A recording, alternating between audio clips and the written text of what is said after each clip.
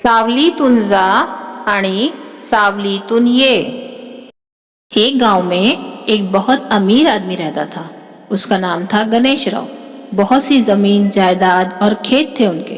इसके अलावा 2-3 दुकानें भी थी। मगर इतनी दौलत होने पर भी गणेश राव को घमंड नहीं था, क्योंकि उन्होंने ये सब कुछ बहुत परिश्रम करके, मेहनत करके कमाया था। उनके 2 लड़के थे। एक था बहुत ही सुस्त, सुबह देर से उठता, उसके बाद भी मजे से लौटता रहता। भूख लगती तो खाना खा लेता। काम करने का तो उसे अतिशय आलस। इस आलसी लड़के का नाम था अवि। उसका भाई रवि, उसका स्वभाव बिल्कुल विरुद्ध था।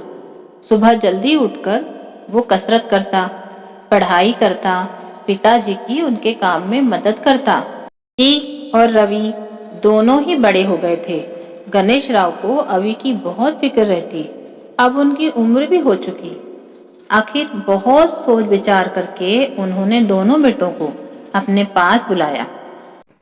अभी रवि, अरे बहुत दिनों से सोच रहा हूँ, अभी मेरी उम्र भी हो गई, जरा यात्रा करके आना चाहिए।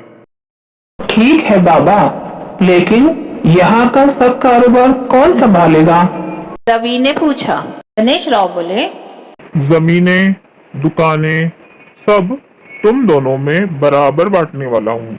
दोनों ने अपने अपने हिस्से में आई हुई धन दौलत को संभालना है, बढ़ाना है। बाबा, आप वापस कब आएंगे? अवि ने पूछा। साल भर घूमने का इरादा है मेरा। गणेश राव बोले। गणेश राव ने धीरे धीरे अपनी यात्रा को जाने की तैयारी शुरू की। अपनी धन दौलत के बराबर 2 हिस्से करके उन्होंने अवि और रवि दोनों को दिए। जाने से पहले एक दिन उन्होंने दोनों को अपने पास बुलाया और कहा, अभी रवि, कल मैं जाऊंगा। जाने से पहले तुमसे कुछ कहना है। अपने अपने खेत, दुकानें अच्छे से संभालो। इसके लिए मैं जो बोल रहा हूँ वो 3 बातें हमेशा ध्यान में रखो। कौन सी है बाबा? रवि ने पूछा।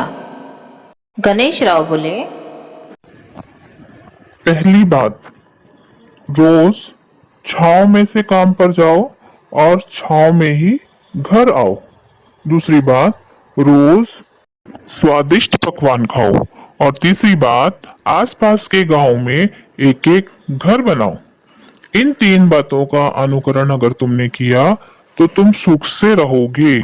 गणेश राव यात्रा पर चले गए। यहाँ अवि को लगा, पिताजी ने कही हुई 3 बातें तो एकदम आसान है। काम के लिए छांव में से जा और छांव में से आ, ऐसा पिताजी ने कहा है। चलो घर से दुकान और खेत तक मंडप बना लेते हैं। उसके अनुसार उसने मंडप बनवा लिया। पिताजी के कहने के अनुसार रोज स्वादिष्ट खाना खाना शुरू किया और आसपास के गांव में घर बनवाना भी शुरू किया। इतना सारा खर्च और काम कुछ भी नहीं। उसका जो होना चाहिए था वही परिणाम हुआ।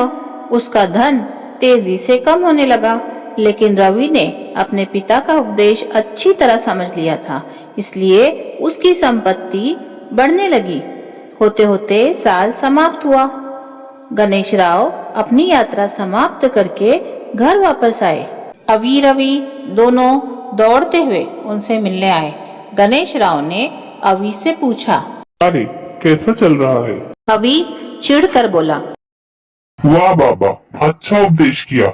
आपके उपदेश के अनुसार मैंने व्यवहार किया, क्या परिणाम हुआ?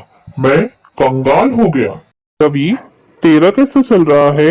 गणेश राव ने पूछा। बाबा, मैंने भी आपके उपदेश का अनुसरण किया।